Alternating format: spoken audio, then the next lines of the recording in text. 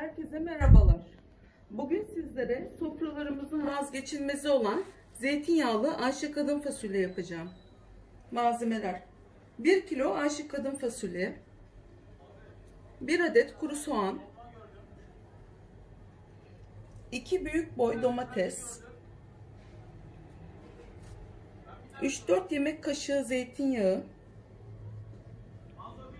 1 tatlı kaşığı tuz, 1 bardak sıcak su,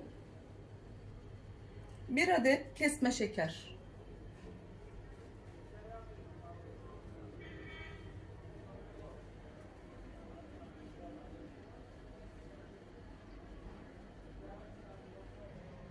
Öncelikle fasulyelerimizi ayıklayarak başlayalım. Hem göstermiş olayım. Ben yıkadım fasulyelerimi. Kenarlarının kılçıkları varsa bu şekilde kırarak, istediğiniz şekilde, ister 3'e 4'e bölebilirsiniz, isterseniz bu şekilde. Ben biraz uzun olmasını istiyorum, bu şekilde yaptım. Ama istediğiniz şekilde kırıp istediğiniz şekilde yapabilirsiniz. Ve kırdığınız zaman eğer kılçık geliyorsa alıyorsunuz. Eğer kılçık yoksa, zaten çok fazla bir kılçıklı fasulye değil bu. Çok da tazeymiş. Bu şekilde kırıyorum.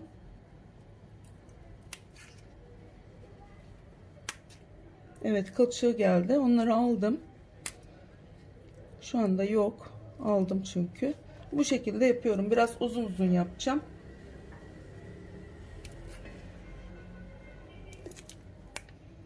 Bir bıçak yardımıyla kenarlarının kılçıklarını da istiyorsanız temizleyebilirsiniz.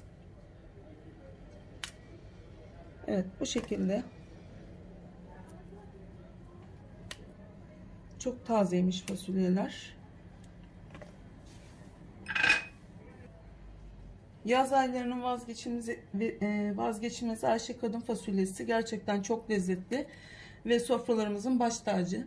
O yüzden ben her yaz kış yapıyorum. Çünkü kışın da buzluğuma koyarak yapıyorum. Bu şekilde yaparsanız da çok lezzetli yemek yapmış olursunuz. Mutlaka deneyin verdiğim tarifi.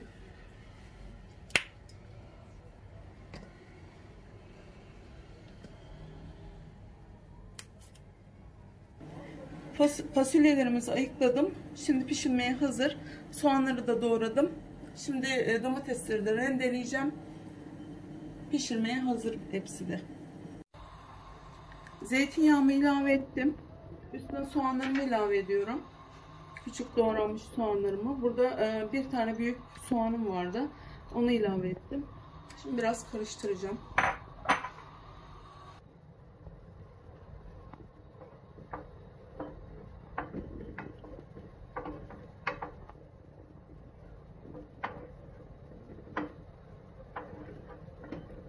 Şimdi bu birazcık pembeleşince üstüne domateslerimi ilave edip biraz domates ilave edeceğim. Onun üstüne de fasulyelerimi ilave edeceğim.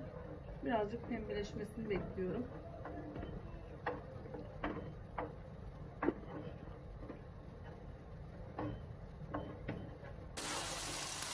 Şimdi üstüne domatesimin bir kısmını ilave edeceğim.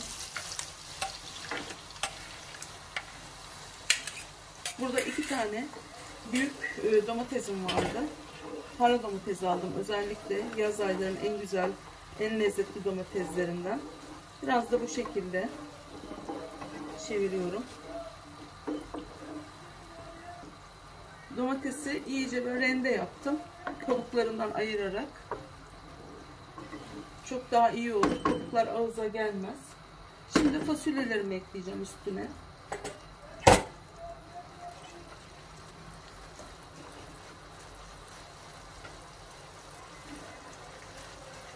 Burada 1 kilo fasulyem var benim. Özellikle iri doğradım. Çatala gelsin. Zaten zeytinyağlılar genelde böyle iri doğranmış olarak daha güzel oluyor. Yemesi de. İsterseniz küçük de doğrayabilirsiniz. Hepsi kendi elinizde olan bir şey.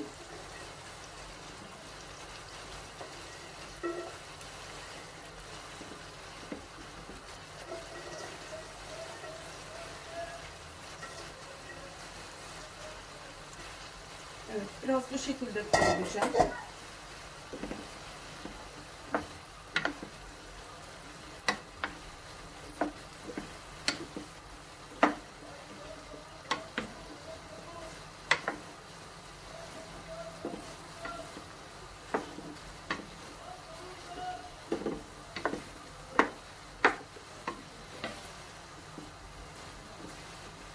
Geri kalan domatesimi de ilave edeceğim üstüne.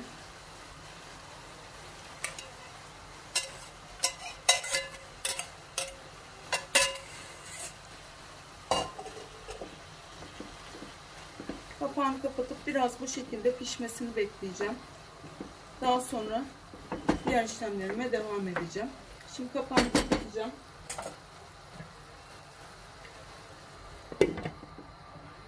Biraz bu şekilde kavrulmasını bekleyeceğim fasulyelerin. Fasulyelerimi kavuruyorum şu anda. Kavruluyorlar. Bir 5-6 dakika bu şekilde kavurduktan sonra üstüne suyunu ilave edebiliriz. Bir bardak suyumuz var. Bu kendi suyunda pişecek hemen hemen. Çok fazla bir suya ihtiyacımız yok. Böyle devam ediyorum ve kapağını kapatıp tekrardan pişmesi için bırakıyorum biraz daha. Evet, tekrardan bir kontrol ediyorum.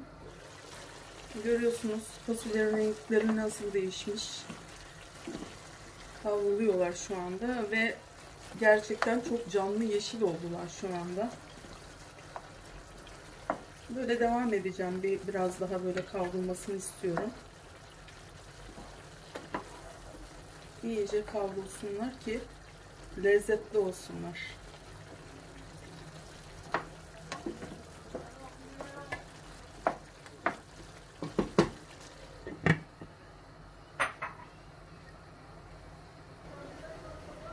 Evet. Fasulyelerim kavrulmaya devam ediyor. Artık sıcak su eklemem gerekiyor buna. Bir bardak ya da fasulyenizin durumuna göre, benim 1 kilo fasulyem var.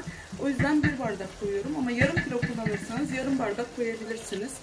Sıcak su, mutlaka sıcak su ekleyin ki lezzetli olsun. Bir de 1 tatlı kaşığı kadar tuzum vardı. Onu ilave ediyorum. Şeker var, bir tane. Zeytinyağlarda kullanılır şeker ama dileğe göre, isteğe göre siz kullanmayabilirsiniz de. Ama bir tane şeker koyarsanız yemeğinizin tadını gerçekten çok çok lezzetli yapar. Zeytinyağlılarda her zaman kullanılır. Bu bir adettir, gelenektir. Ama kullanmayabilirsiniz de, tamamen kendi tercihiniz.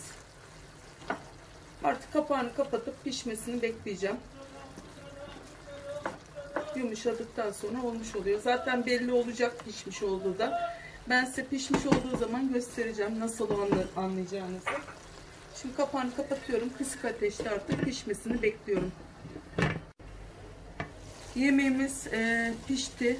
Bu şekilde yumuşadı zaten fasulyeler. O şekilde anlayabilirsiniz pişip pişmediğini de. Artık yemeğimiz pişti. Altını kapatıyorum. Yemeğe hazır. Zeytinyağlı taze fasulyem pişti. Gerçekten çok güzel oldu. Tadı da, lezzeti de gerçekten çok güzel. Bu tarifi mutlaka deneyin. Yazın gerçekten vazgeçilmezi. Herkesi kanalıma davet ediyorum. Aboneliklerinizi bekliyorum. Beğenilerinizi bekliyorum. Ve yorumlarınızı bekliyorum. Herkese afiyet olsun.